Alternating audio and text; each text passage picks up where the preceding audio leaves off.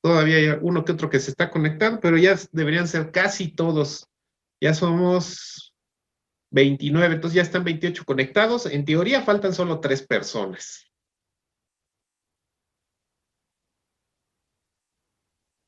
Bueno, entonces, decíamos que en este caso, como tenemos muchos procesadores y todos se comparten una sola memoria, pero la carga de trabajo es distribuida equitativamente entre todos los procesadores. Entonces, cada uno hace De la un misma convertidor. cantidad o aproximadamente la misma cantidad de trabajo.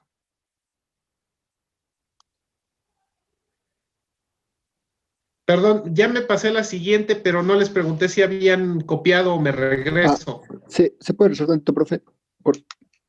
Sí, claro, claro.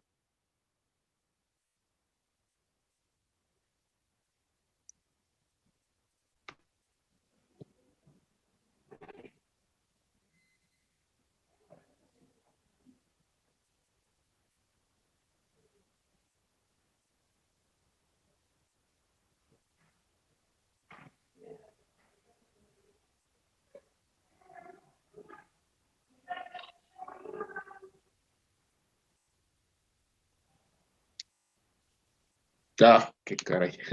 Otra vez sin querer le di. Ahí está.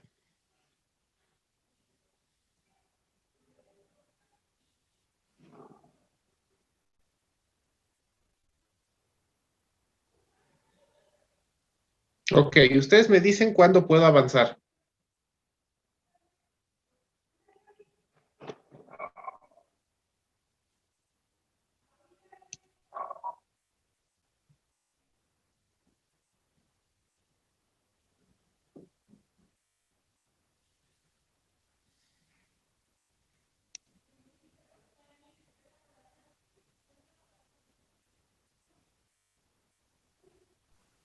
Ya, profe. Ok, gracias.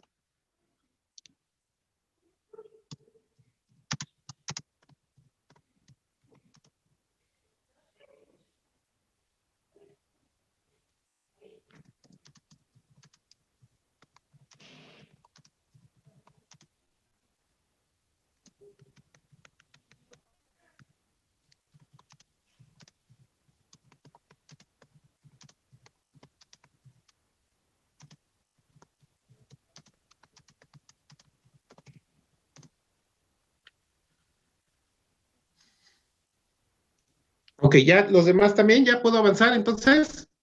Sí, profe, ya. Gracias. Ah, Sí, profesor. ok, gracias. Nada.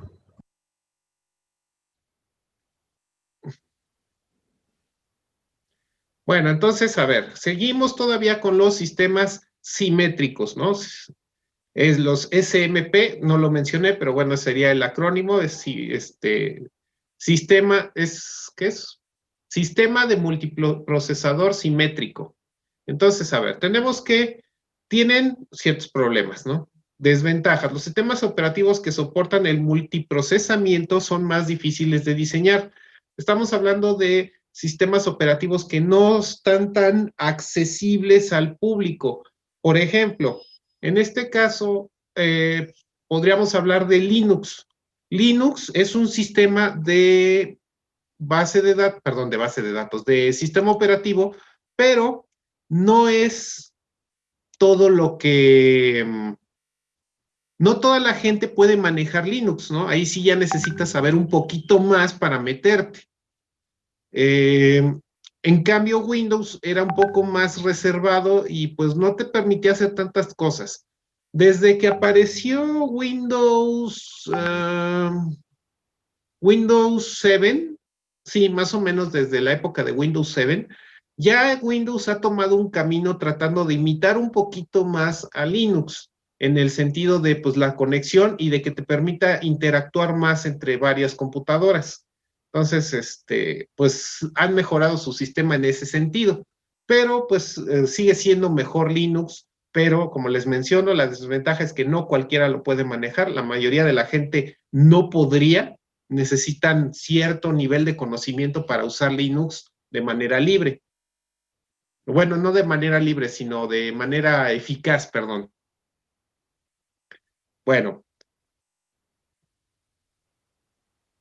ahora también, si empezamos a aumentar el número de procesadores, recuerden que todos los procesadores comparten un medio de conexión. Ese medio de conexión puede ser, vamos ahorita a poner un ejemplo normal, pues sería Internet. Pero la cosa es que si demasiada gente se conecta al mismo tiempo, es decir, si demasiadas computadoras están en línea al mismo tiempo, entonces lo que ocurre es que hay una reducción del ancho de banda, ¿no? Porque entre más sean, pues menos ancho de banda le toca a cada una y por lo tanto, pues son más lentos, ¿no? Entonces, a este efecto se le llama cuello de botella porque pues a fin de cuentas el ancho de banda es un espacio limitado en el cual intentan pasar muchos al mismo tiempo. Entonces, por eso es que le llamamos cuello de botella a este problema.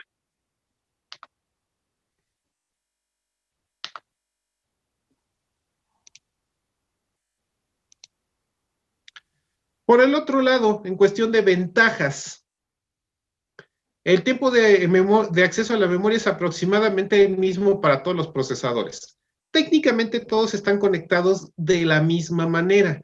No importa que a lo mejor vamos a poner que la memoria central, el servidor que estamos hablando, lo tenga yo aquí no sé, a 1 kilómetro de distancia y a lo mejor alguno de ustedes está ubicado no sé, a 20 kilómetros de distancia, ¿no? Pero sin embargo el tiempo de acceso se supone que debería ser aproximadamente igual, porque pues las señales viajan a la velocidad de la luz, entonces, o al menos a velocidades cercanas a la velocidad de la luz, y pues la diferencia de distancia no debería ser gran cosa, ¿no?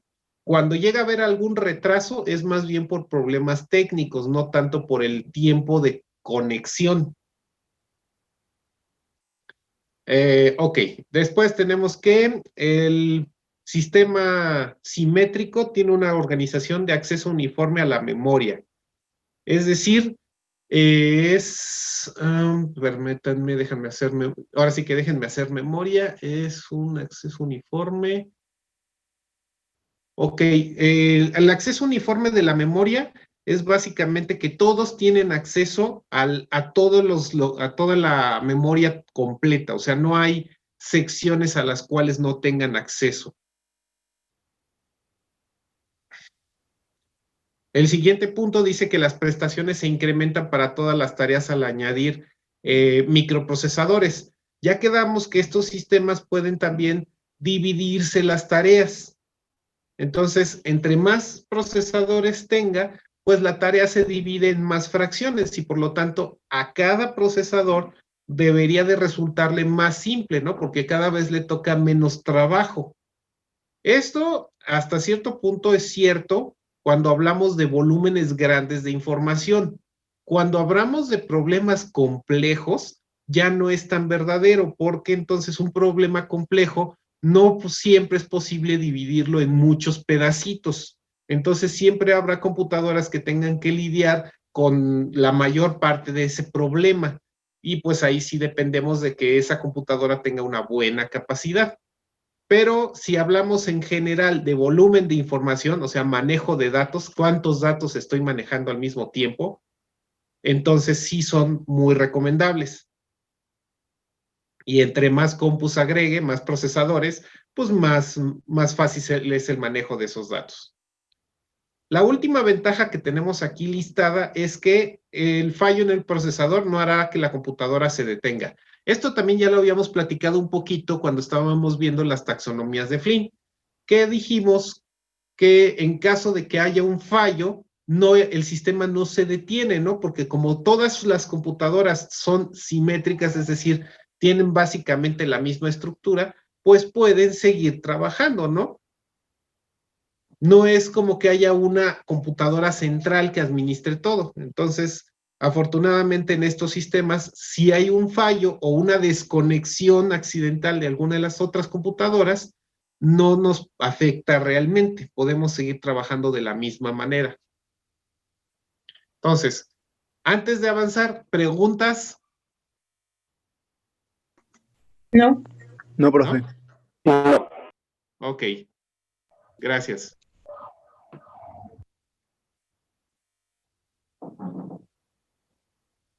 Supongo que están copiando, entonces por eso estoy haciendo un poquito de tiempo.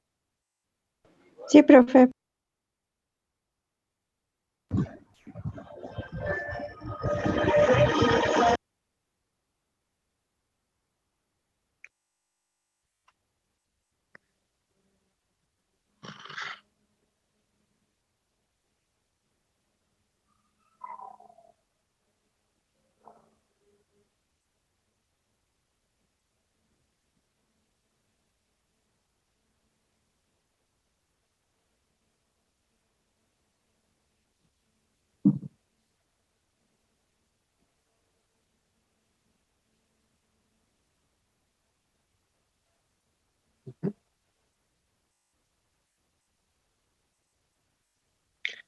Bueno, también ahorita que igual ya están prácticamente todos conectados, pues veo que sí les llegó bien el link ya el link definitivo para las clases, entonces guárdenlo porque este es el que vamos a estar usando de aquí a que acabe el semestre. Ya no les voy a estar enviando un link nuevo cada ocasión. De acuerdo. Sale. Ok, ustedes me dicen, Ya, profe. ¿Ya? Ya, profesor. ¿ya? Listo, profe. Ya. Ok.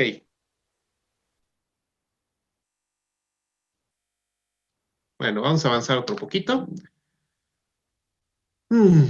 Bueno, la otra clasificación que habíamos visto de multiprocesadores son los asimétricos, que son los ASMP, ¿no? Son Asymmetric System.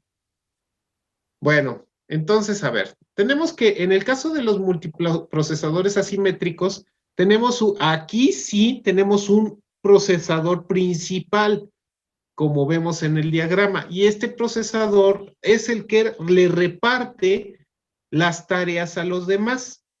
Aquí es lo que conocemos como un esquema master-slave o maestro-esclavo, ¿no? Donde existe esta relación. El máster solamente gestiona las tareas, es decir, él recibe el problema de parte del usuario, recibe la problemática, determina qué tareas son las que debe de hacer cada una de las demás computadoras o cada uno de los demás procesadores y las reparte.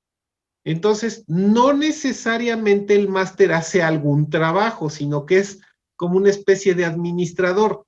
A él le llegan las tareas y luego las reparte. A huevo, como en una empresa. No siempre hace algo aparte de eso. Los que hacen realmente el trabajo pesado son los demás procesadores.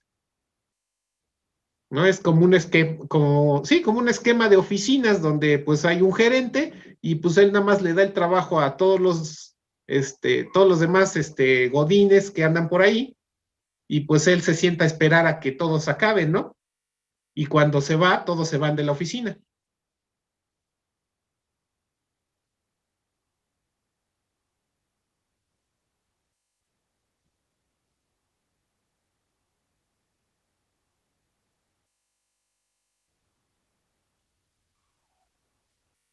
Bueno, otra cosa que también deben observar en el diagrama que tenemos aquí es que al no existir una compartición como teníamos en el sistema simétrico anterior, vean que cada procesador no tiene comunicación entre ellos, solamente hacia el procesador central, hacia el máster.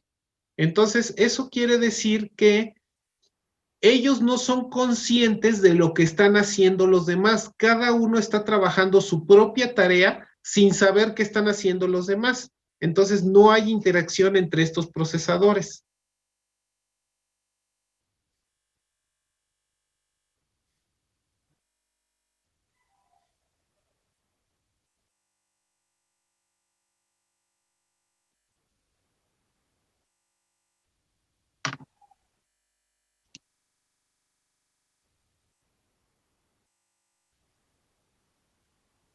¿Las tareas que se reparten son como aleatorias o llevan un orden, no sé, jerárquico sobre algo? Las tareas se reparten dependiendo de lo que decida el máster. En teoría, todos los slaves son idénticos entre ellos. Entonces, el máster simplemente decide cómo repartirlas. Entonces, puede ser que lo haga porque a lo mejor hay una lista de orden y tengo el procesador 1, el 2, el 3, el 4 y empiezo siempre a asignar del 1 en adelante. O simplemente a lo mejor hay uno que sí tenga alguna característica diferente y entonces el máster decide asignarle tareas específicas. Por ejemplo, si fuera una consola de videojuegos, entonces tienes un procesador gráfico y tienes un procesador de audio. Entonces el máster pues va a decidir pasarle al procesador gráfico las tareas que le tocan, que son apropiadas, y al de audio pues las tareas que le son correctas, ¿no? Depende de la situación. Entonces puedes tener procesadores que cada uno tiene una especialidad y entonces el máster determina qué les va a pasar, qué información o qué tarea les va a pasar. O pueden ser todos igualitos y entonces el máster solo la parte en cachos iguales y se las pasa a todos. ¿Sí? O sea, también una misma tarea puede ser repartida en los que haya, ¿no? Ah, sí, claro. Sí, por lo regular te digo, las tareas son grandes, entonces para poder hacerlas más velozmente, las subdividen. Entonces cada procesador hace una de esas cachitos de tarea y luego todos nada más al final que ya lo resolvieron se lo reportan al máster. Entonces, digamos que tal vez ahí podríamos asignarle al máster la función de volver a integrar todo. Primero lo divide y se los reparte, y después cuando se lo devuelven, lo vuelve a integrar en una sola cosa. Va.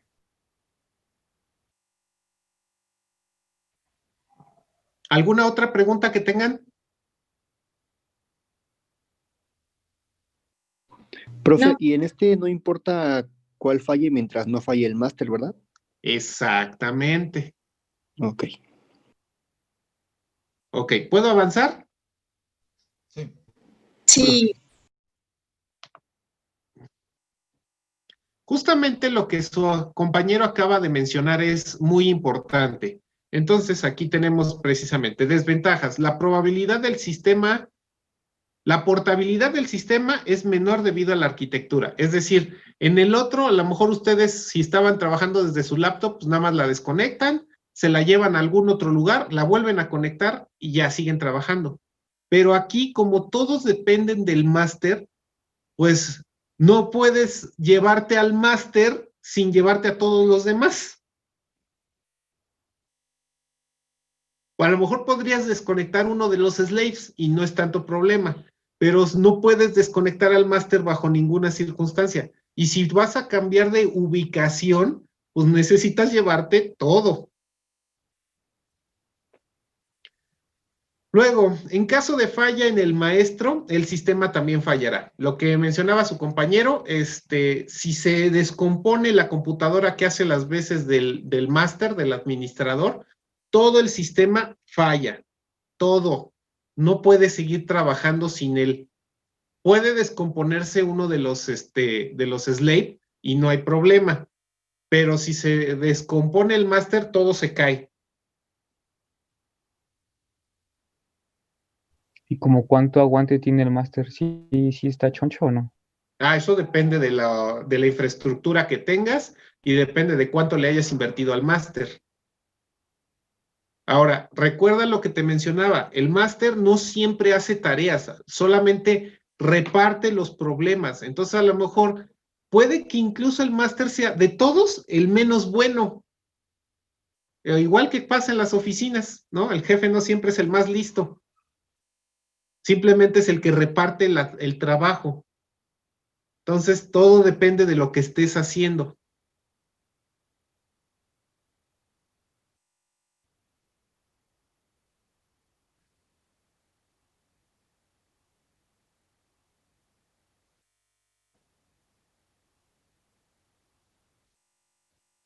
Bueno, también aquí el último punto que no habíamos mencionado es la confiabilidad del sistema. Bueno, estos sistemas son, como ya decía, son especializados. Si falla algo, todo falla, por lo regular, ¿no? Y si falla el máster, pues seguro no vas a poder hacer absolutamente nada, ¿no? Todavía les digo, si fallara un slave, tal vez pueda seguir funcionando, pero un máster no. Entonces, esto los hace más especializados.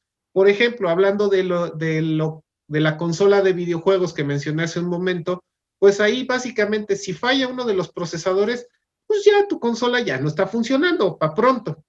Entonces, en ese sentido no son tan confiables. Hay un concepto que se llama recursividad. Perdón, ¿alguien iba a preguntar algo? Ok. Bueno, les decía que hay un concepto que se llama recursividad o redundancia, también le llaman, donde lo que buscas es que si algo falla en tu sistema, haya otro que esté listo para sustituirlo y evitar problemas. Entonces, en los sistemas asimétricos no es posible que exista esta redundancia o esta recursividad. Si falla algo, falló.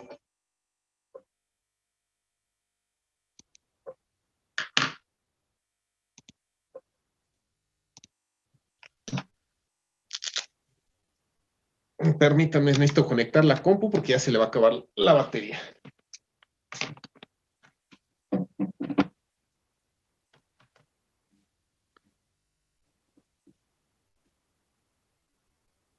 Listo. Ok, ¿preguntas? No, profe. ¿No? Ok. Vamos con las ventajas. Yo, profe, sí tengo. Entonces, sí, alguien tiene una duda. Ajá. Dijo que es un pequeño sistema que está como de fondo que hace que si se daña el principal, ese entre en funcionamiento. ¿Te refieres a lo que dije de la redundancia? Ajá, eso. Sí, es como un sistema de apoyo. En caso de, o sea, ahora sí que como en las películas, que siempre tienen un sistema de apoyo, un sistema secundario, haz de cuenta que es eso. O sea, si se echa a perder algo, hay un método alternativo para seguir trabajando. O sea, a lo mejor hay una computadora que no ocupo normalmente, pero en caso de falla, se conecta automáticamente a la red para complementar a la que falló, ¿no? O sea, es como un sistema de respaldo.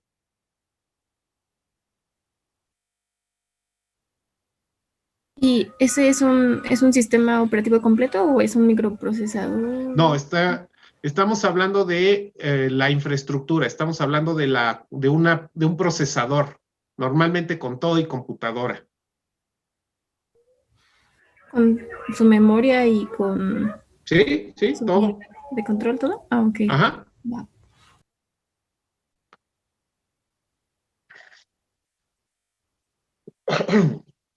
Bueno, continuando, tenemos entonces que las ventajas, tenemos que distribución correcta de la carga de trabajo realizada por el máster.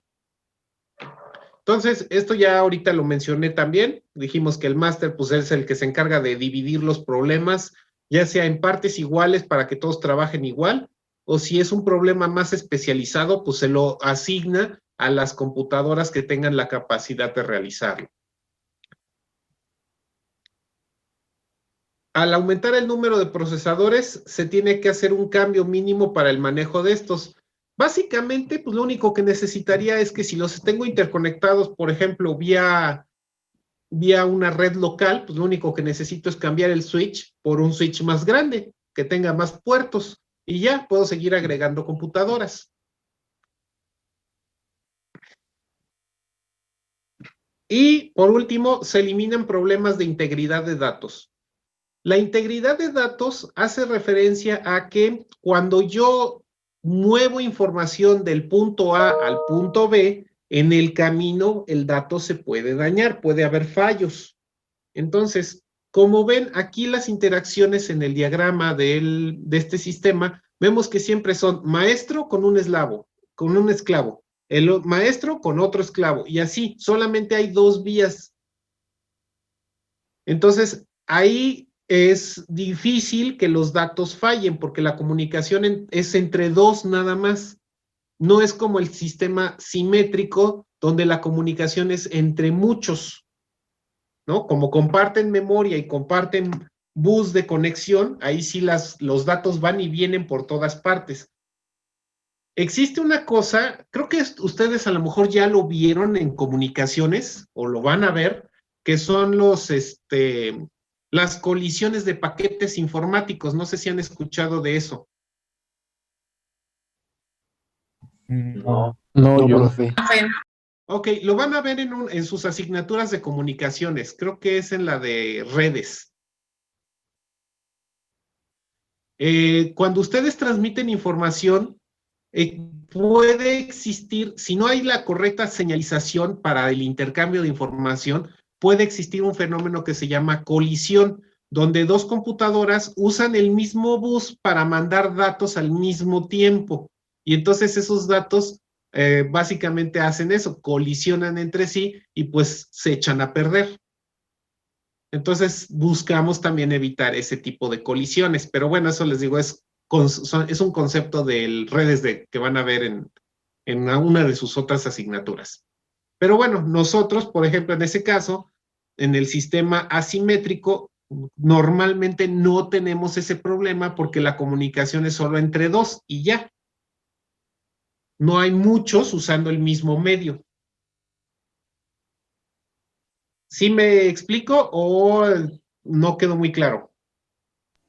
Más o menos. A ver, entonces déjenme abrir la pizarra para tratar de explicarlo un poco mejor.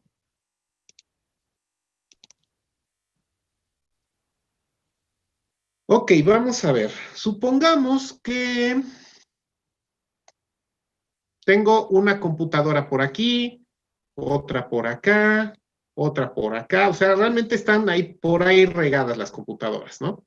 Y todas estas computadoras normalmente tienen algún tipo de sistema central que sirve como medio de conexión. Ese sistema puede ser un switch, puede ser un módem, puede ser alguna otra cosa similar.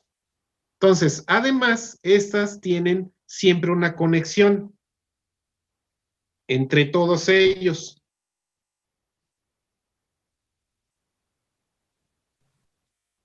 Por lo regular pasa algo así. Y puede haber, por ejemplo, otros módems. Por otro lado, u otros switches, u otros concentradores en otros lugares. Entonces, por ejemplo, aquí puede haber otro. Y a lo mejor conecta con otra red en otro lugar. Pero además, pues sirve para conectar para acá, para acá, para acá y pues para acá. Entonces existe una serie de interconexiones entre ellos. Hay unas cosas que son los paquetes de información, es decir, lo que ustedes van enviando. Entonces, normalmente sale un paquetito de información. Por ejemplo, vamos a suponer que esta computadora lo genera. Entonces, sale, lo transmite para acá y a lo mejor de aquí lo manda para acá y ya llegó. Pero en ocasiones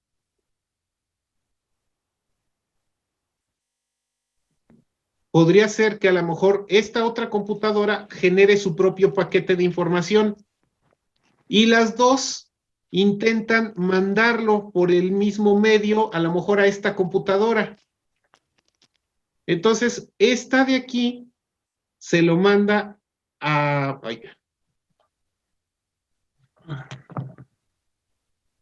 Esta de aquí, es que no quiere agarrarlo bien, ahí está. Digamos, lo manda a través de este módem. Y esta otra intenta también mandar su paquete a través de este módem. Entonces, cuando los dos van a competir por usar esta línea, los dos van a competir por usar esta misma línea para llegar a la computadora destino. Entonces, cuando los dos compiten por el espacio, ahí es cuando se ocurre una colisión. Entonces, la información que venía en los dos paquetes resulta dañada porque se mezcla o se pierde. Entonces, no sé si con eso soy más claro. Y así ya. Entonces, ahí, por ejemplo, la solución, les digo que esto lo van a ver en su asignatura de redes. A lo mejor la solución es que en lugar de mandarlo por aquí, lo mande por este otro lado, a este otro módem o switch. Este de aquí, pues sí se va tal cual de aquí para acá, y luego de aquí se viene para acá, y este que pasó por esta otra ruta llega y ya, así ya no hay problema. Por eso es que se requieren estas interacciones, que haya caminos disponibles y que haya una señalización entre todos. Por eso es importante el papel que juegan los switches, porque estos son los que administran el paso de la información.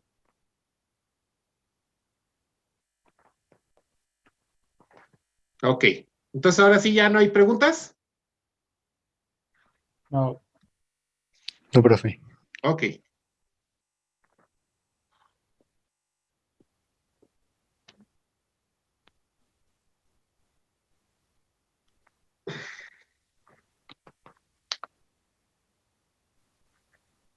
Bueno, pues con eso terminamos la unidad 2. Entonces, a ver, antes de pasar a la unidad 3, Mami, ¿se es una acuerdan más, iba que la brincando. clase pasada les hice un dibujo, pero les decía que no tenía yo mis notas a la mano y lo hice un poco de memoria, Sí, que era un dibujo más o menos así? ¿El del prefetchi? Sí, exactamente. Entonces, a ver, ¿se acuerdan que yo les había dibujado algo así?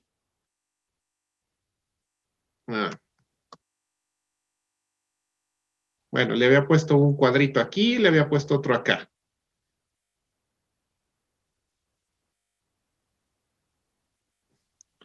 Ok, recuérdenme que le puse aquí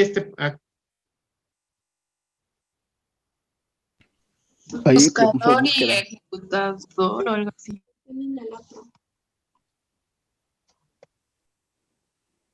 búsqueda, ¿no? Arriba le puso búsqueda Ajá, y y abajo abajo le había ejecución. puesto ejecución. Ok, Le faltan Entonces, las que son como la flechita que iría hacia el rectángulo de búsqueda y la flechita que iría hacia el ejecutador. ok. Entonces, aquí me falta una flecha que viene para acá y otra flecha que viene para acá, ¿correcto? Sí, profe. Y ya eso fue todo lo que les puse, ¿verdad? Había puesto una de caché también, ¿no? Sí. Ok. La parte que, porque sí me hizo falta algo, es un tercer bloque que va aquí. Otra vez lo puse de color verde.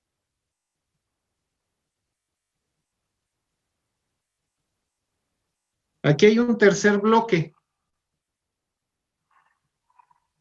Entonces, este tercer bloque se llama decodificación.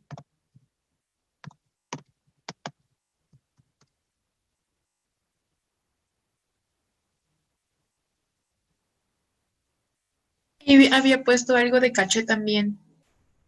sí, Ajá. yo había ocupado una flechita y dijo que era entra a caché, algo así. ¿Dónde se los puse? ¿Aquí? Justo donde está el de decodificación.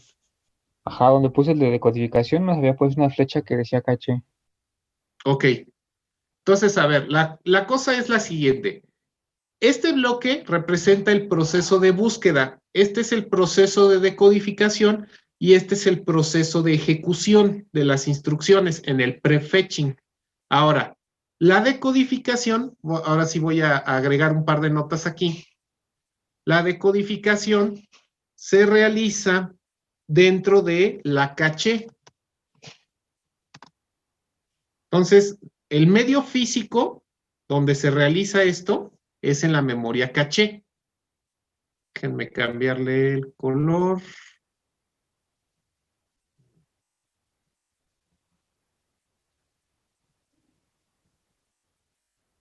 Ahí sí. Entonces, esto ocurre dentro de la caché. Luego, esto ocurre dentro de la memoria.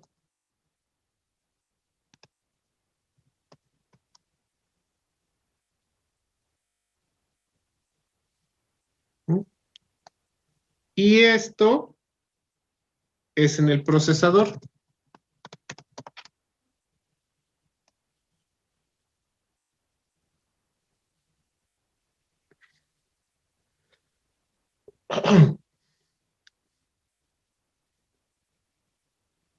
Entonces, ¿cómo funciona este ciclo? Nada más para complementar esa explicación que quedó a medias.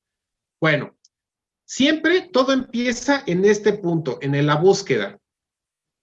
Es más, déjalo, pongo con otro color.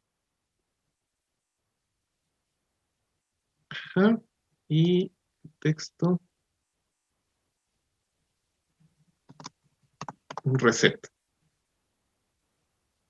Ok, entonces, digamos, si yo reseteo o prendo el sistema, pues básicamente entro a este punto. Este es el punto de arranque.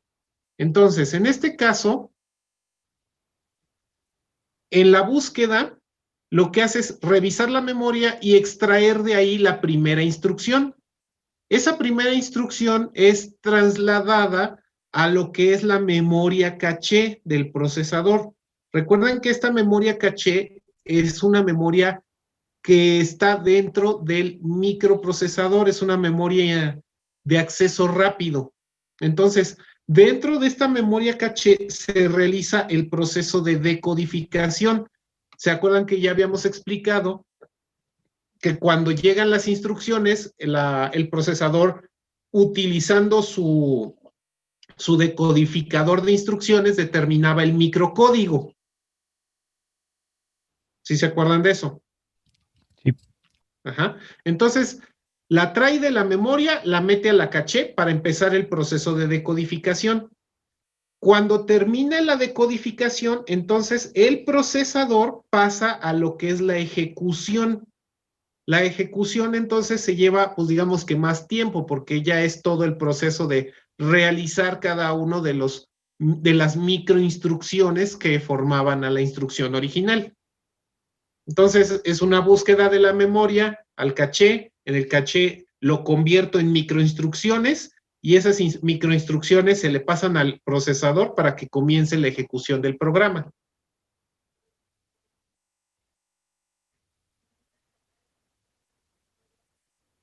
Entonces, a ver si ahora sí ya quedó claro.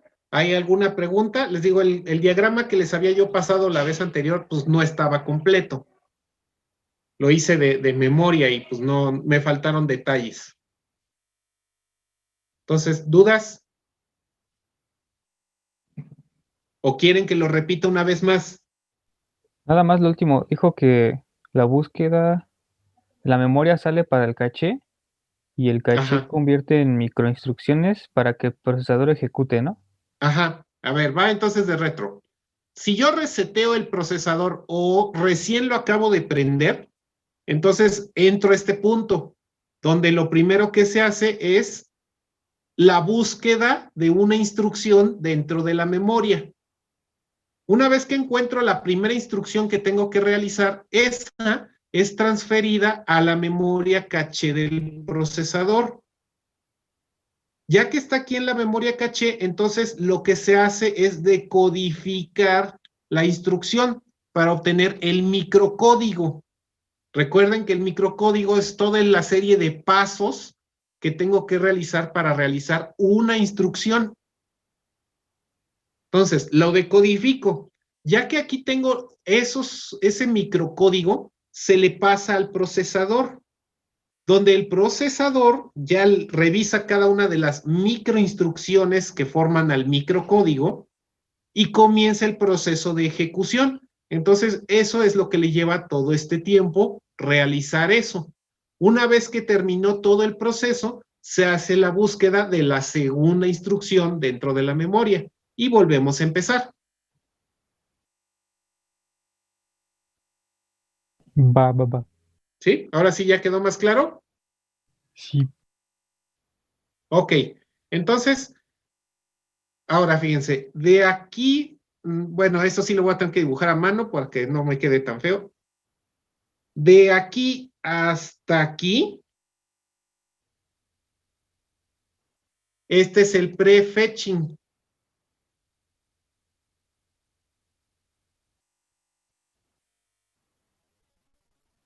Y todo el ciclo completito se llama ciclo máquina.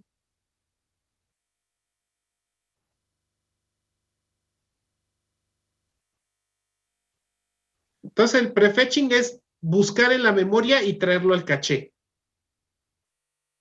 Y luego el ciclo enterito de búsqueda y ejecución, el ciclo completo, se llama ciclo máquina, que normalmente lo llaman como simplemente M.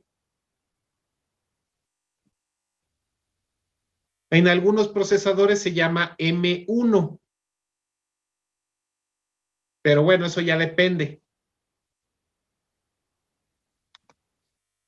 En el Z80 creo que sí se llama M1.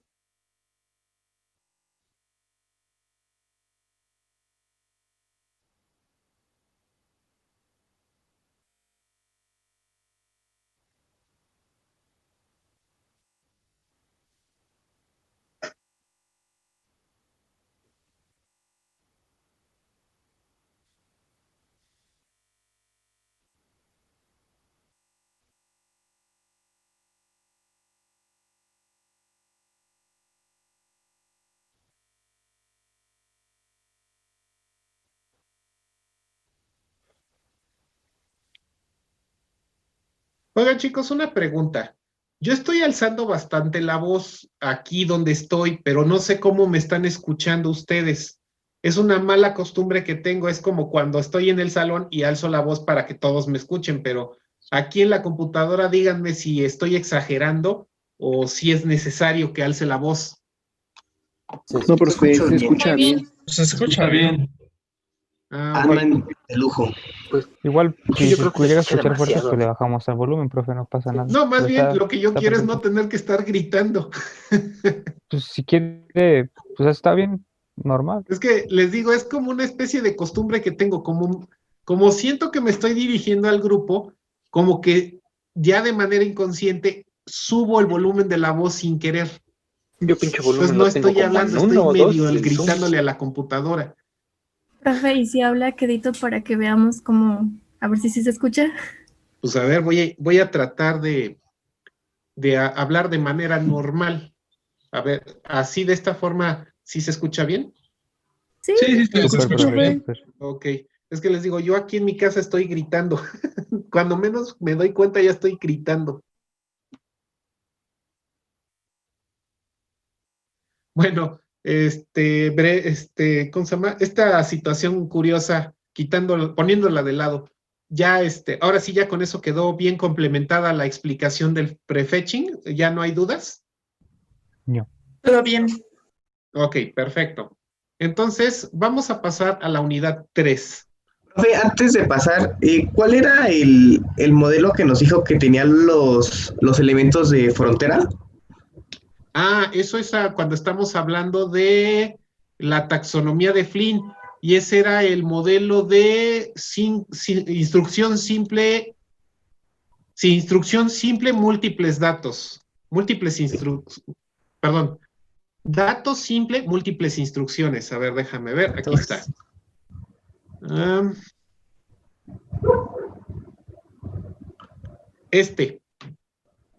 Ah, ok, que sí es que había notado eso, profe, pero no había notado qué modelo era. Ok, sí, entonces es que ya quedamos que pues es sí, nada más cierto. por motivos de estudio, ¿no? No tiene aplicación real. Entonces, quedamos que era por ese problema de que pues como al mismo, a un solo dato se le aplican múltiples instrucciones, pues como que es una cosa rara. De toda la lista de procesadores que tengas ahí, los elementos frontera siempre son el primero y el último. Ok, que el primero.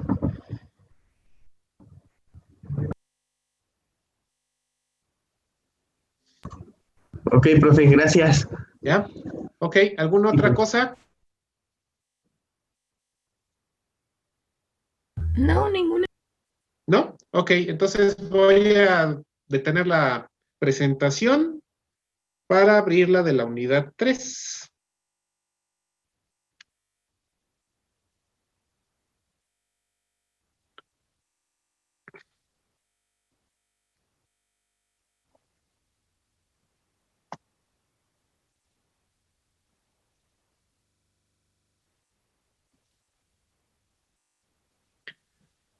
Bueno, para esta arquitectura, chicos, sí necesitamos que tengan a la mano los diagramas del Z80, porque ahora sí ya nos vamos a meter con aspectos de este procesador. Como ya tengo que explicar, ahora sí ya no de manera general, sino ya de manera explícita los procesos, entonces aquí a partir de este punto ya necesitamos echar mano del Z80 para poder ejemplificar.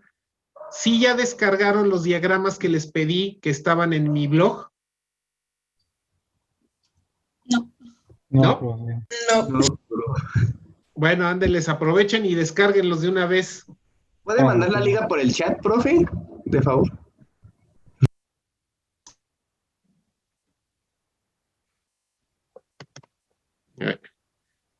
Espérame, la estoy escribiendo. Sí, gracias.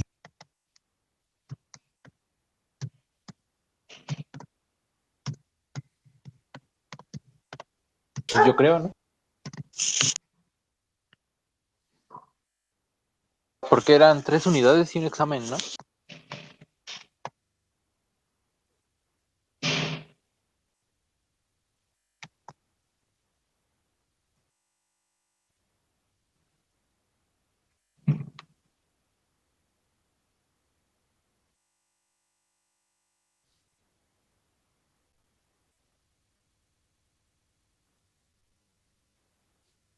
Sí, Profe, Eu, ¿en qué parte era, perdón?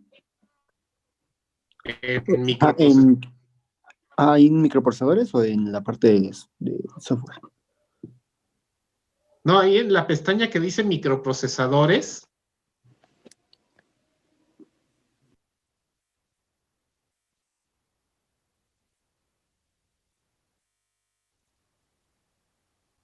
Y en los que se tienen que bajar son este diagrama de terminales, este diagrama de bloques que está aquí, y pues ya que están en eso, también bájese la lista de instrucciones. Ajá. Están casi al fondo.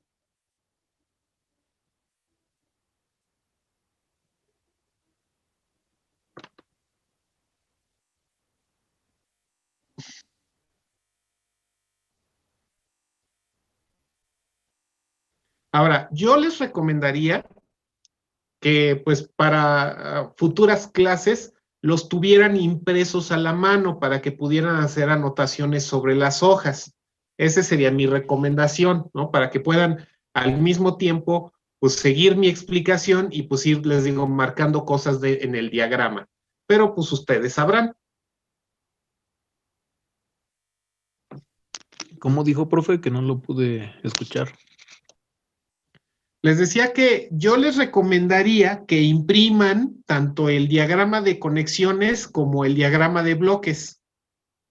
El diagrama de terminales y el de bloques. Que los tengan impresos para que puedan hacer sus anotaciones encima de los diagramas.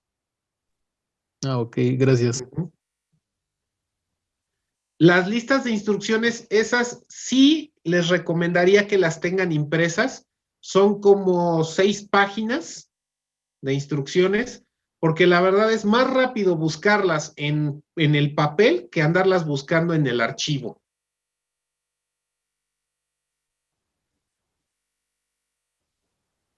Ok, ahora, otra cosa que también, ya que están ahí, bajen, porque seguro entonces no lo han hecho, métanse aquí en la pestaña que dice software y bájense este que está aquí, el primerito, que dice simulador del microprocesador Z80. Tienen que bajarlo también, porque ya vamos a empezar a hacer programas. Ese sí lo bajé. Ok. Bueno, entonces yo creo que los programas vamos a empezar a hacerlos probablemente para el martes que viene, ya empecemos a programar.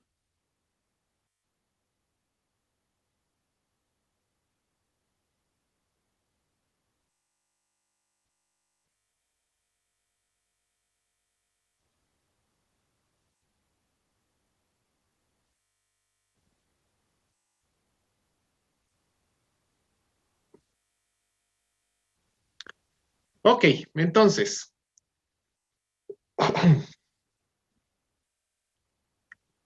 Arquitectura externa e interna del microprocesador. Miren, lo primero es este, que es el diagrama de terminales.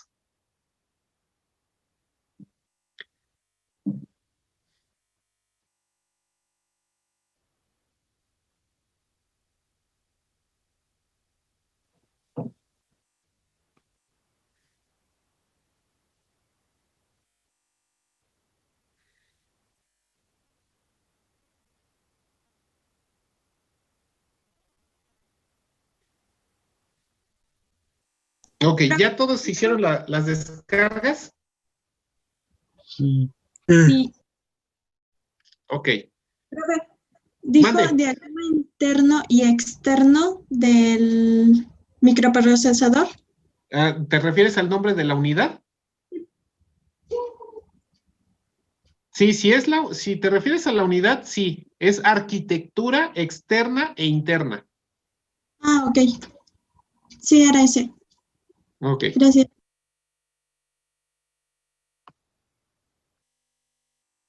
Bueno, entonces les comentaba que aquí ya se supone que tenemos que ver las arquitecturas en específico, ya no de manera general.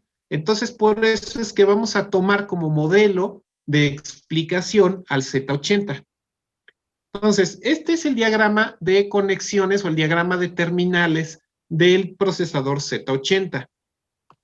Primero que nada, fíjense bien que esta serie de flechas que vemos aquí, que representan cada una de las terminales, cada una de las patitas, tienen diferentes simbologías. Por ejemplo, estas de aquí, todas, si se fijan, son flechas de salida, o sea, no están gratis. Esas indicaciones nos aportan información. Entonces, todas estas quiere decir que son solo en salidas. Estas de aquí, por ejemplo, esta que dice wait, int, nmi, etcétera, estas son solo de entrada. En cambio, por ejemplo, estas que tenemos acá abajo, que es precisamente el bus de datos, son bidireccionales.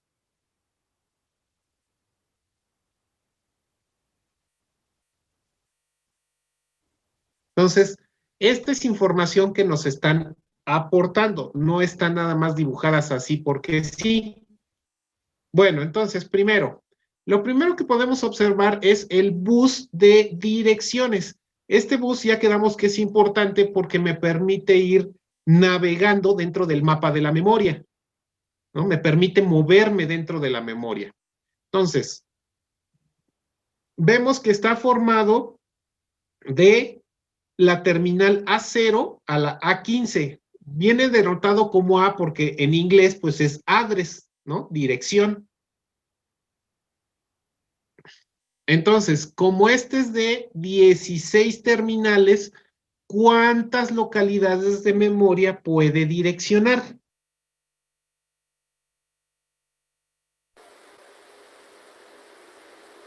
¿2 a la 16? Ajá, ¿y eso cuánto es? 65.536. 65.536 localidades. Entonces, a ver, voy a cambiar tantito a la pizarra. Entonces, con 2 a la 16, tengo 65.536 direcciones de memoria. De aquí, la primera localidad es la 0.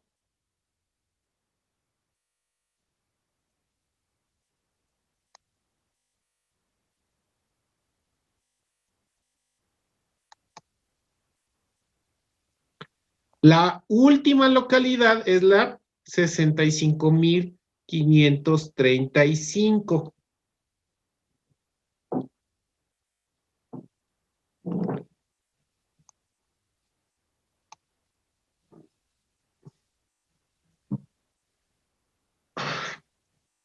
Entonces, esto también es equivalente a...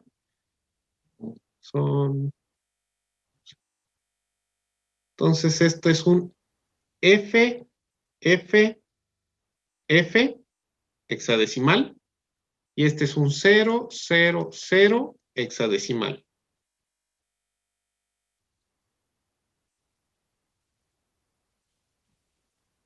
Ah, me faltó uno, perdón. Son 4. Entonces, la primera localidad de memoria es la 0, que es la 0000H. La última localidad de memoria es la 65535, que es la FFFF.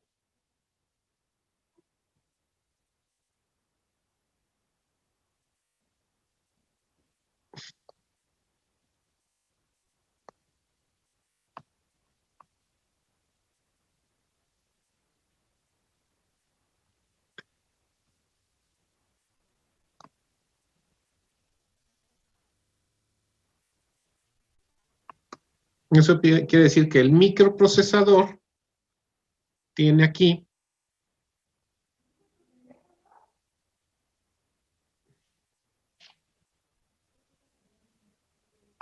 un bus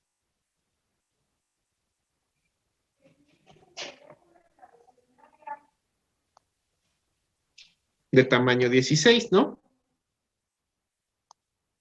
Y entonces, este punto de la memoria es el 0000H, y este punto de la memoria es el FFFFH. Y la memoria entonces tiene 64K.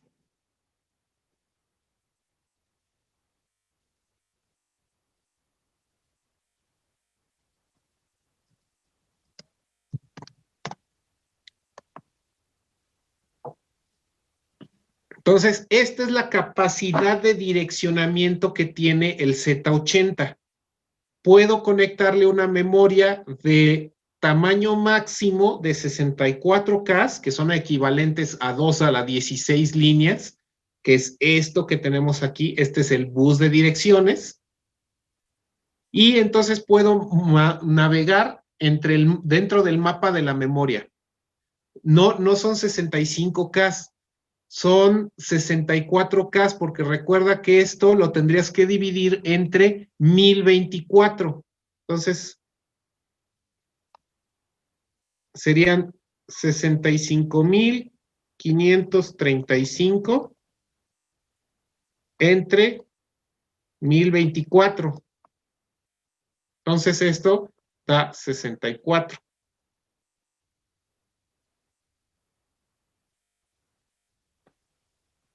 Ahí sí se divide, más bien sería 65.536, ¿no? En ese. Ah, bueno, sí, 65.536, perdón.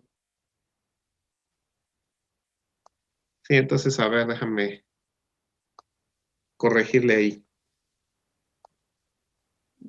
Oh.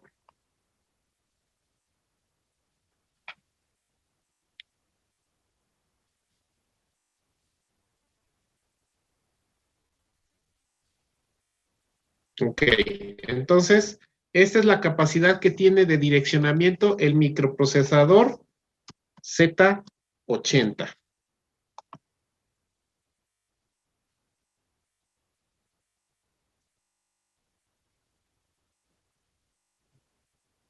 Entonces, yo puedo usar cualquier valor de memoria, de dirección de memoria, entre estos dos valores, ¿no? Entre 0 y el 65.000, que básicamente es 0 y 4 veces F.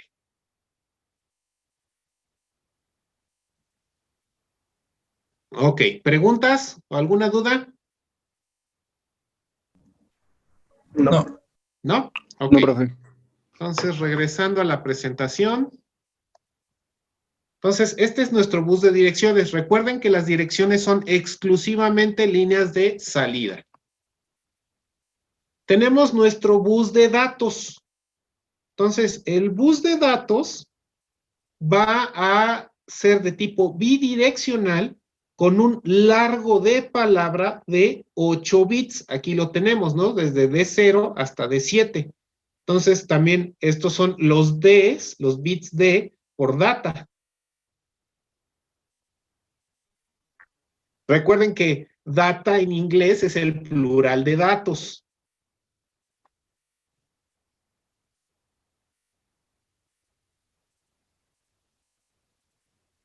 Ujú. Bueno, entonces voy a regresar otra vez a la pizarra.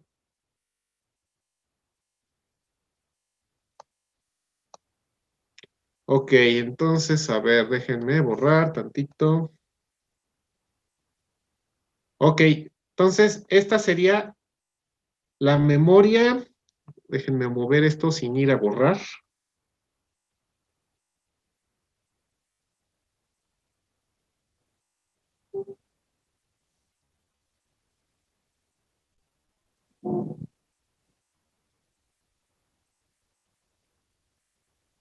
Profe, yo tengo una pequeña duda.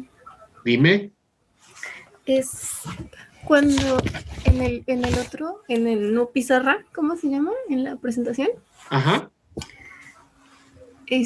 usted así identificó el bus de datos y Sí. solo la cantidad de largo de palabra. Y mi pregunta es que si, digamos, bueno, el dato más grande que yo voy a utilizar, necesito la cantidad de largo de palabra completo. Sí. Y entonces se reparte en pedacitos y entra por cada hilo, o se Exactamente. va completo en un hilo. Sí, sí, sí, por eso es que, a ver, voy a regresar entonces a la presentación. Aquí está. Entonces, aquí vemos que tengo 8 líneas, 8 hilos, 8 alambres, como dices. Entonces, si mi dato que voy a enviar, el más grande que puedo enviar con 8 bits, ¿cuál es? Pues de 8 bits. Pero ¿cuál es el dato más grande? 54. Okay. ¿200 qué? 54. 55. 255. Ah, 255. ¿Sí? Entonces, cuando yo intente enviar este dato, pues aquí va a ir un 1, por aquí otro 1, por aquí otro 1, por aquí otro y otro. O sea, cada uno de esos bits se va a ir por un alambre independiente y eso va a llegar a la memoria o a cualquier otro dispositivo que le hayas conectado de manera periférica al procesador. Entonces sí se divide todo. Ok, era esa toda mi duda. Ah, ok. Muchas gracias. Sí. Entonces, a ver, regresando a la pizarra. Entonces, a ver, de aquí, ahora tengo este otro. Ay, herramienta equivocada, quería una línea recta.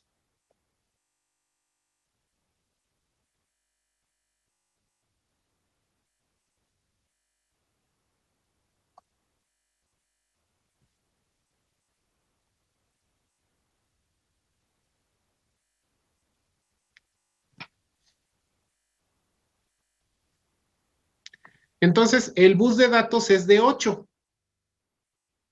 que es el largo de palabra. Entonces, pues sí, me voy a quedar con ese color. Entonces, tenemos que 2 a la 8 es igual a 256. Ajá, que es el largo de palabra.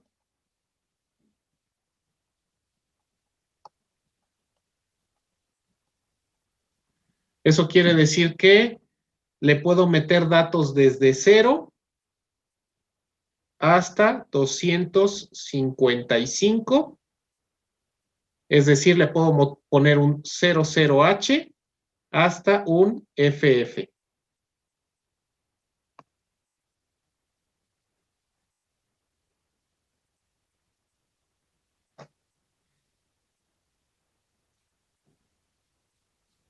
Y recuerden que el bus de datos es el único que es bidireccional. Y esto es porque ya quedamos que habrá momentos en los que yo le esté dando datos al procesador, perdón, que el procesador genere un resultado y lo guarde en la memoria después de una operación, o que le pida a la memoria que le mande un nuevo dato para hacer otra operación. Entonces, cualquiera de esos dos casos.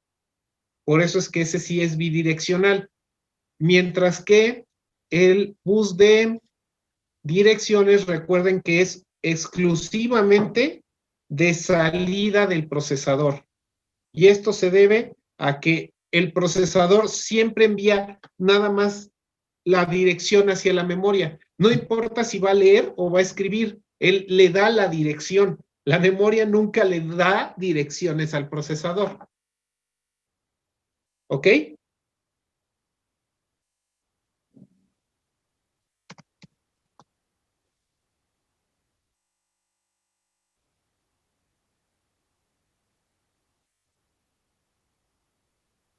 ¿Alguna pregunta?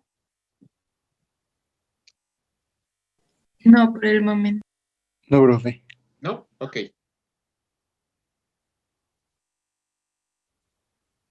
Bueno, de aquí después tenemos este pequeño bus que yo les había ya mencionado que no todos los autores lo consideran, pero bueno, vamos, ya que lo agruparon aquí, pues vamos a contarlo. Entonces es el de alimentación. En este caso, nuestro bus de alimentación requiere de 3 cosas. Alimentación de 5 volts positivos, requiere una tierra y se está considerando como señal de reloj una alimentación más. Ahora, ¿qué vemos de aquí de particular?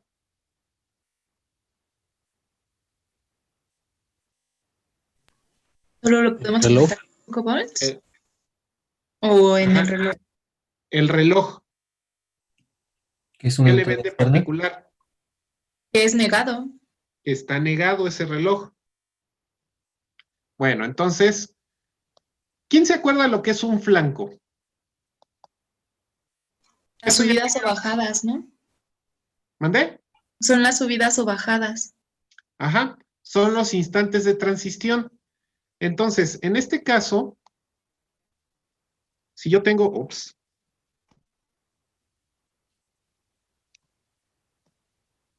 una señal de reloj, nosotros estamos acostumbrados a considerar el reloj siempre positivo, pero aquí podemos observar que el Z80 lo considera, digamos que negado, o sea, en señales inversas.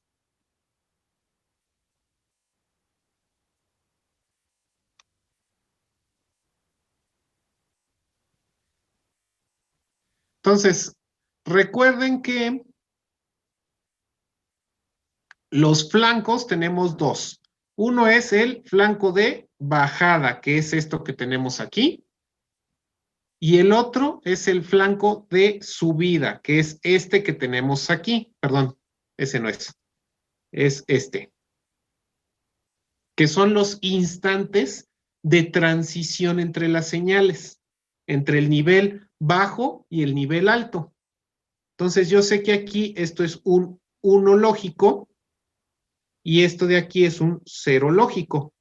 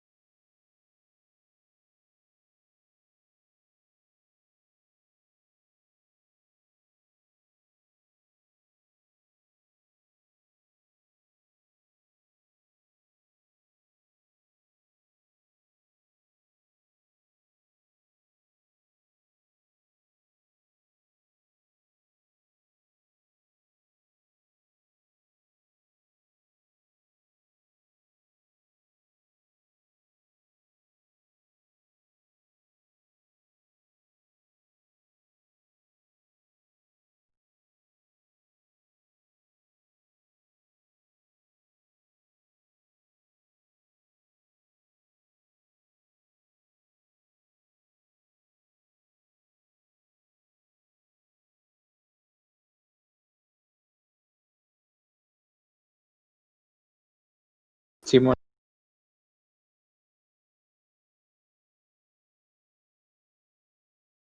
Sí, lo supuse.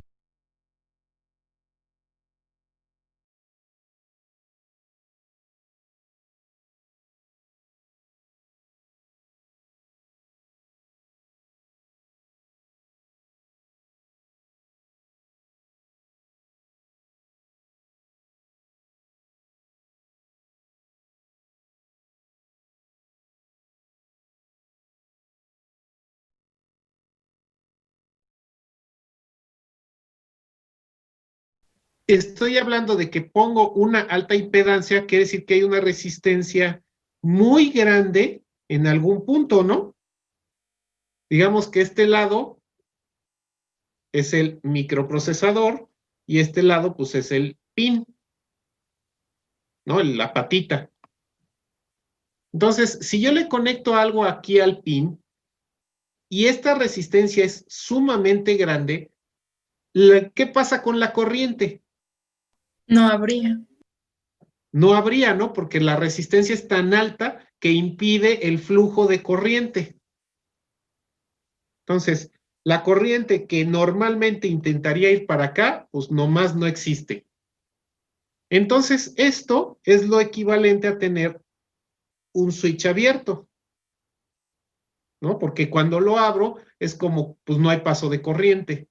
Entonces, existe este tercer estado que se llama alta impedancia, que corresponde con un estado de desconexión. Entonces, en ese momento, no es que se abra o desaparezca la conexión, sino que lo que hacemos es poner una resistencia muy alta para que haga lo mismo que un switch. ¿Me explico?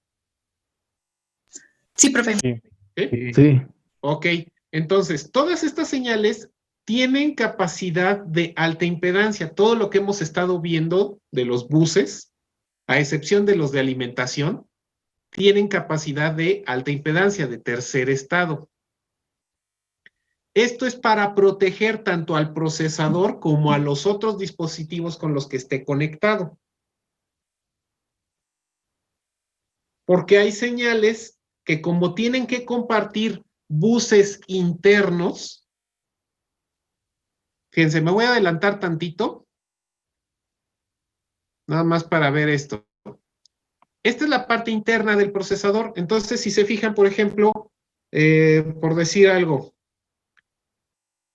aquí abajo vemos este que dice que es el bus de direcciones, ¿no? Pero si se fijan, este bus de direcciones lo usa este grupo de registros que está aquí y lo usa estos otros que están por acá. Entonces, este de aquí y esto de acá, todos usan el mismo bus. Pero ¿se acuerdan que dijimos que no queremos que colisione la información en un solo bus? Es decir, no queremos que se amontonen las cosas. Entonces, la idea detrás de la alta impedancia es poner a lo mejor una sección del bus en ese valor de alta impedancia para desconectar y dejar que el resto pueda hacer uso de las conexiones. Entonces, entre el procesador y las memorias, por ejemplo, existen momentos en los que no quiero que, por ejemplo, esto esté activo. Entonces lo pongo en alta impedancia para que no haya ninguna circulación de corriente por ahí. Entonces, no es lo mismo que mande unos y ceros a que lo ponga en alta impedancia. Ese es un error común. Mucha gente cree que ponerlo en cero es ponerlo en alta impedancia, pero no, son cosas diferentes. Bueno, entonces, con esta aclaración, voy a continuar con la explicación de los buses de control. Entonces, tenemos el primero de los buses que dice que es el de el control del sistema. Vemos que todas estas terminales son de salida, es decir, con estas señales, el procesador controla a todo el sistema. ¿Qué es todo el sistema? ¿Me pueden decir? Es la unidad de control, el halo y otra cosa, la matriz de direcciones, algo así. No, eso está dentro del procesador. No. ¿Es el ciclo máquina, profe? No, no. ¿Qué es todo el sistema?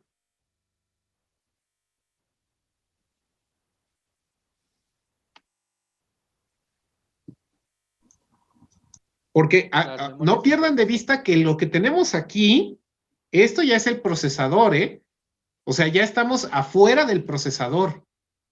Entonces, si yo les pregunto ¿qué es todo el sistema? Y esto vemos que va para afuera, ¿a dónde va? ¿A dónde podría ir esto? ¿A las memorias? A las memorias. ¿Qué más? ¿A una interfaz? A las interfaces. Acuérdense que el sistema completo necesita procesador, memorias e interfaces. Ya lo habíamos visto, ¿no es cierto? Entonces todo el sistema vendría siendo ya lo que compone, para resumir, el microprocesador, la pequeña máquina, por así decirlo. La microcomputadora. ¿No me escucho en Zoom? Entonces eso quiere decir que estas señales de control están para controlar a los demás dispositivos. Que si me escuché en Zoom. Entonces, fíjense, vamos a empezar primero. La señal que vemos aquí, que se llama M1, es justamente el ciclo que acabamos de explicar hace ratito, el ciclo máquina. Ese es un ciclo interno del procesador. Pero en este caso, la señal M1 también se presenta en esta terminal como una especie de señal de reloj, es similar a una señal de reloj, para que otros dispositivos se puedan sincronizar con el procesador.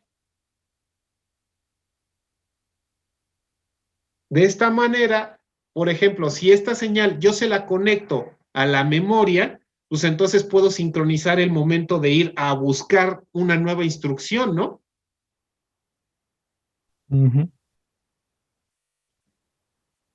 Entonces, la terminal M1 es el ciclo máquina y se presenta como una señal similar a una señal de reloj.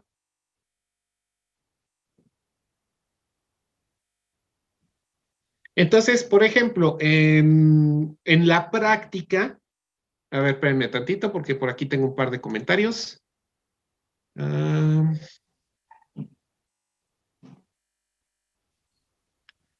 Que si puedo repetir lo del M1. Ok. Básicamente, entonces, el M1 es el proceso que ya habíamos mencionado de búsqueda y ejecución, donde estaba incluido el prefetching. Entonces, M1 es ese ciclo representado como si fuera una señal de reloj.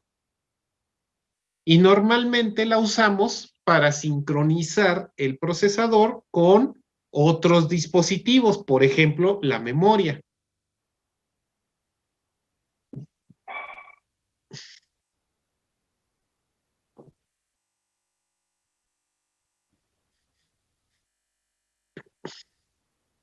Les decía que en la práctica, si ustedes ponen su osciloscopio en esa terminal, entonces deberían de ver, les digo, una especie de señal de reloj. Es más, nada más se parece a una señal de reloj, no es que necesariamente sea un reloj. Pero si, por ejemplo, ustedes midieran y no les da nada o se queda pegada en un valor de 1, entonces ya tiren a la basura su Z80 porque quiere decir que está descompuesto. El ciclo máquina tiene que ocurrir sí o sí. No puede haber funcionamiento sin el proceso de búsqueda y ejecución. Entonces recuerden que M1 es el ciclo máquina que representa esta búsqueda y ejecución de instrucciones.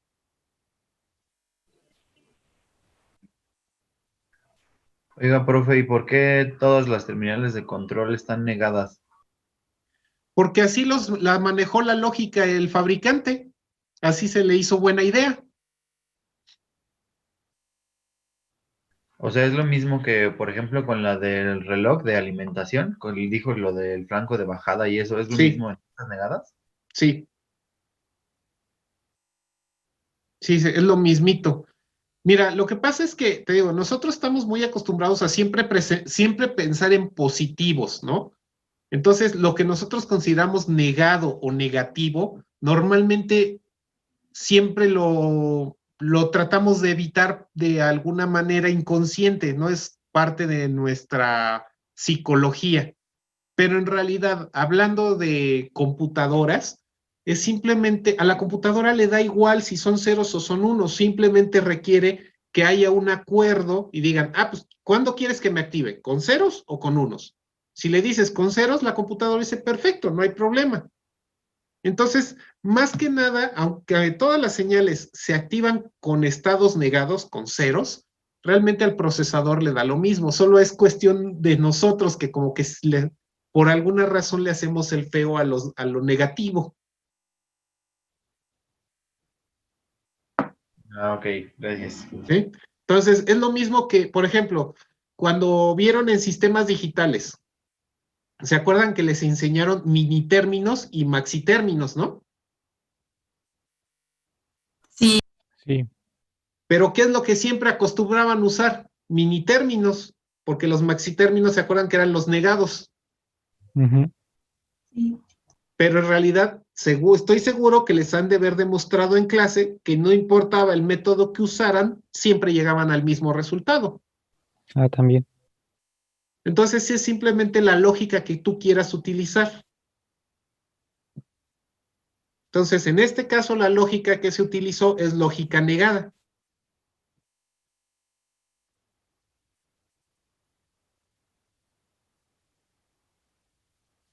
Bueno, la siguiente terminal que tenemos aquí, la 19, es MREC.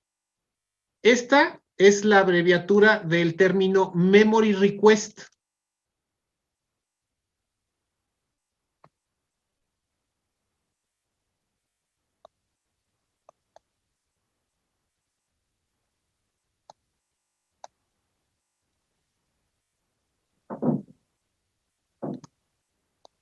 Profe, en lo que anota, ¿le puedo preguntar algo?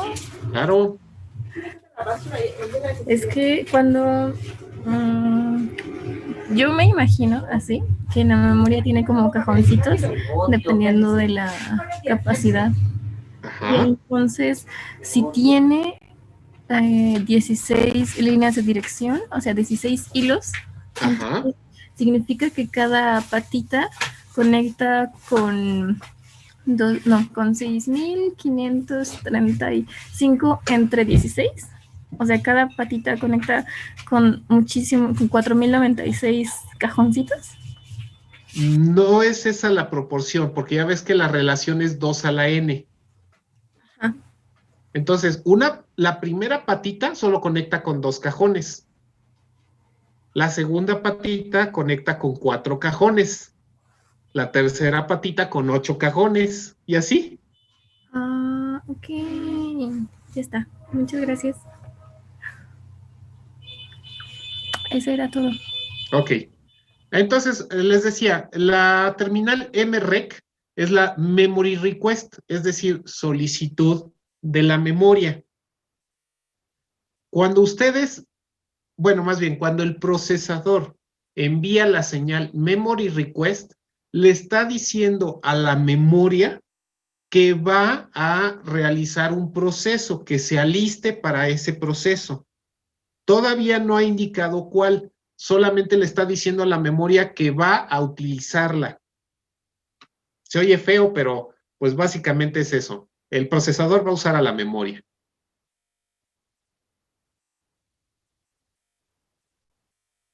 ¿Ok?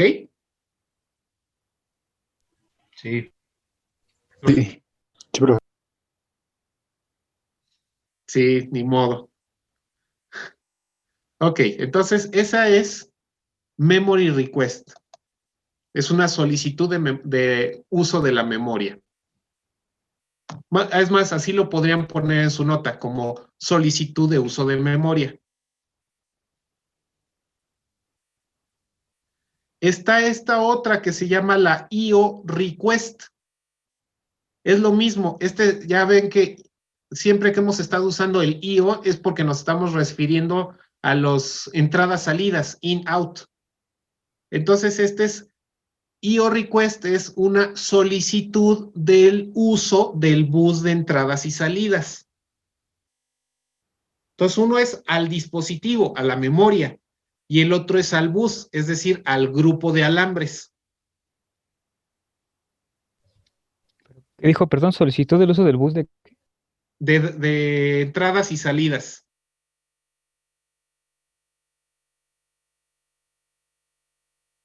Gracias. Como vimos hace un momento en el diagrama, los buses están compartidos por diferentes elementos. Entonces, con esto estamos avisando que vamos a tomar control del bus. Bueno. Y entonces cuando, por ejemplo, que mencionaste que entran en alta impedancia, por ejemplo, cuando entra ahí es cuando ya no se utilizan los buses o nada más cuando se activa. No, cuando yo le hago la solicitud, cuando le hago el IO request, deja de estar en alta impedancia para que yo lo pueda usar. Ah, ok. Mientras tanto, mientras no lo use, se queda en alta impedancia para evitar, ¿cómo se dice? Colisiones de datos o para evitar, si hablamos a nivel eléctrico, pues cortos. Ok. Ok, las siguientes dos señales van de la mano, que son esta, RD y WR. Entonces, regresando acá a la pizarra, RD es simplemente la señal de read. Y WR es write.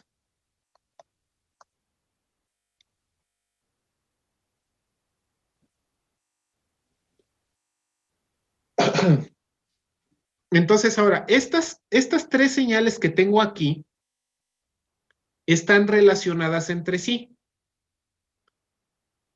Entonces, si yo tengo memory request, tengo read y tengo write,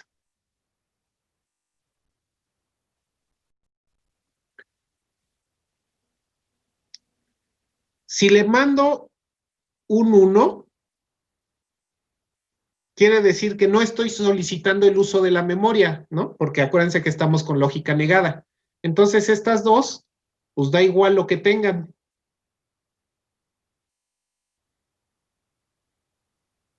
Porque no estoy solicitando el uso de la memoria. Ahora, si yo le pongo aquí un 0, ahora sí voy a usar uso de la memoria, sí la voy a manipular. Entonces tengo de dos opciones, ponerle un 0,1 y entonces ahí ¿qué estoy diciéndole a la memoria? Que la vamos a usar, ¿no? ¿Pero qué vamos a hacer con ella? ¿Qué escribir? No, leer. Ah, no es leer. Acuérdense que los ceros son los buenos, porque esto va negado, ¿eh? Entonces aquí le estoy diciendo que quiero leer la memoria, read. Aquí es nada. Y si le pongo aquí un 0 y después le digo aquí 1, 0, entonces ahora sí quiero escribir. Entonces, fíjense, primero le avisamos a la memoria. Esto es lo que ocurre primero. Primero le decimos a la memoria que la vamos a emplear y después le especificamos cuál de estas dos funciones es la que vamos a hacer, leer o escribir. ¿Ok? O sea, el legado de write es leer, read. No, es que no, ya entendí. Sí, cuando acuérdate que las señales se activan con ceros. Entonces Sí, aquí cierto. le estoy diciendo que se active el read y que se apague el write. Sí, perdón, no lo había visto bien. Sí, gracias. ¿Ok? Ahora, obviamente son excluyentes, ¿no? No puedo poner 1, 1 o 0, 0. Bueno, 1, 1 sí. Lo que no puedo poner es 0, 0, ¿no? Que quiero leer y escribir al mismo tiempo, eso no se puede.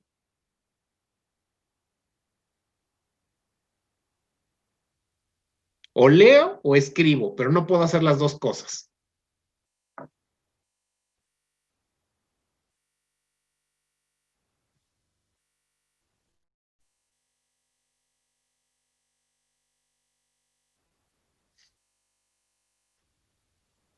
A ver, déjenme probar esta otra cosa.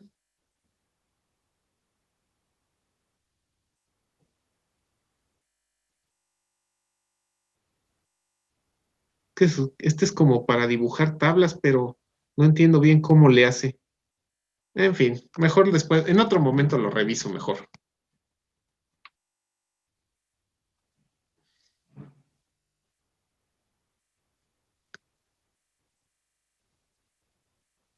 Bueno, entonces, ¿sí se entendió la relación entre read, write y memory request? Sí. ¿Sí? ¿Alguien tiene dudas? No, profe. ¿No? Ok. Bueno, entonces, vamos a continuar con la señal que nos hace falta en ese bus. Oye, chico. Ahí está. La señal que nos hace falta aquí es esta, que es refresh. A ver, chicos, ustedes ya saben lo que es el refresh, ¿no? Refrescar. ¿Y qué es eso? ¿Qué es refrescar? Actualizar. Actualizar. ¿Recargar? A ver, pues no sé, ustedes díganme, acaban de entregarme una tarea donde tuvieron que haber tocado ese tema. ¿Qué es un refresh?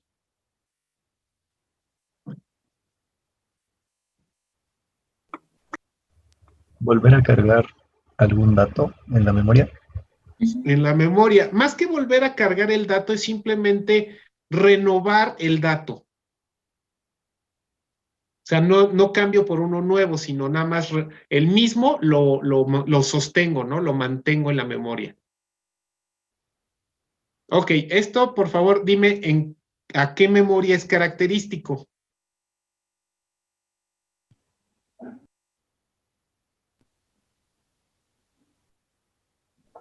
¿A la de RAM? A la de RAM.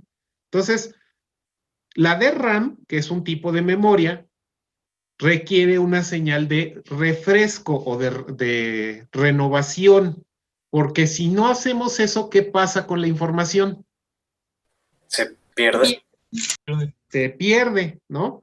Entonces, esta señal que sale de aquí es la señal que sirve para refrescar a las memorias de tipo DRAM.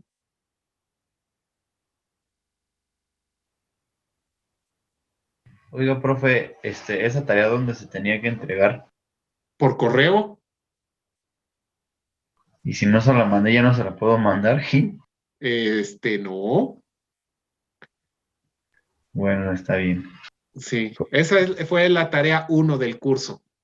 Entonces, bueno, una, ¿no, todavía profe? va a haber más tareas. Nada más ha dejado esa tarea, ¿no? Sí, hasta el momento solo he dejado esa. O sea, ahorita todavía los tengo consentidos todavía. No les he apretado el paso. No dejó tarea. Sí dejé tarea. Eso lo indican las 30 y tantas tareas que recibí en mi correo. Manténganos consentidos todo el semestre, profe. 100% a todos. Sí, profe. Ay. Tampoco, si no se me echan a perder. Los chavos del kinder, ¿cómo los ves? Sí, no, ya ven que dicen que ni tanto que queme al santo, ni tanto que no lo alumbre, pues tampoco. Pues si usted es nuestro profe favorito. Ah. Las únicas veces que me dicen eso es porque me quieren molestar. No es para molestar. Es que sí conozco una persona que siempre que me dice eso es porque me quiere molestar. Ay. Bueno, entonces, a ver, con eso son todas las señales que corresponden al bus de control del sistema. Vamos a dejar pendientes las otras dos. Ya prácticamente es hora de terminar la clase, entonces vamos a dejarlo hasta ahí. por favor, espero yo que estén tomando nota de estas cosas, porque solamente las estamos comentando.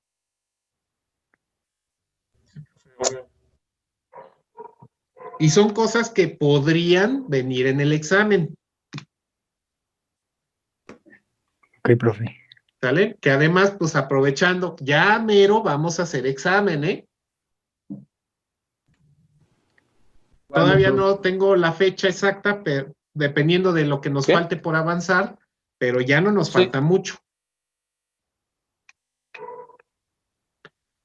Ok, entonces, por favor, pásenme su asistencia en el chat y abran sus cámaras para poder hacer la captura de pantalla.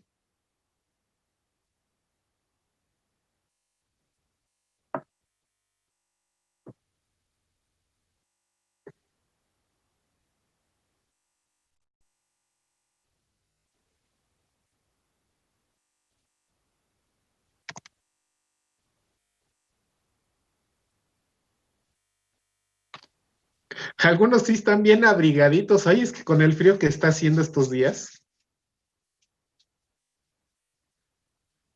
Lo bueno es que según el pronóstico, ya mañana es el último día que hace frío y luego va a empezar a subir un poquito la temperatura. Ok, entonces, a ver, voy a tomar la captura, por favor.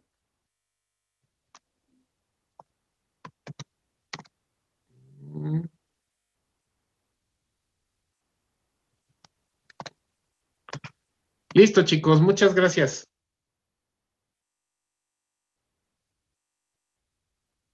Bueno, pues entonces es todo por hoy y los veo el jueves. Dale, profe. Buen día, nos vemos. Nos vemos, hasta luego. Profe, pregunta. Dime. ¿De casualidad sabe quién lo va a reemplazar para dar el laboratorio del jueves? No sé, tendrías que preguntarle al Inge Ubaldo.